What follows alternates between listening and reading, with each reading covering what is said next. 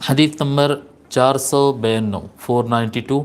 عن انس بن مالك الانصاری رضی اللہ عنہ قال قال رسول اللہ صلی اللہ علیہ وآلہ وسلم من صلى علی صلاة واحدة صلی اللہ علیہ 10 صلوات۔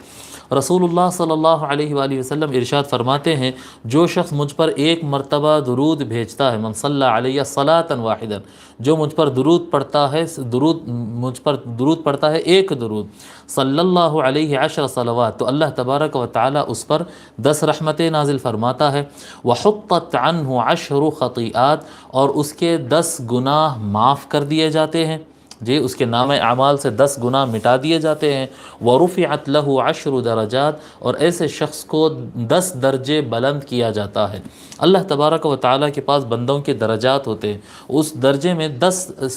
سٹیجز، 10 درجے بندے کو بلند کر دیا جاتا ہے جو ایک مرتبہ درود شریف پڑھتا ہے۔ اس حدیث کو امام نسائی اور احمد بن حنبل نے روایت کیا، اور امام حاکم نے اس کو صحیح قرار دیا ہے۔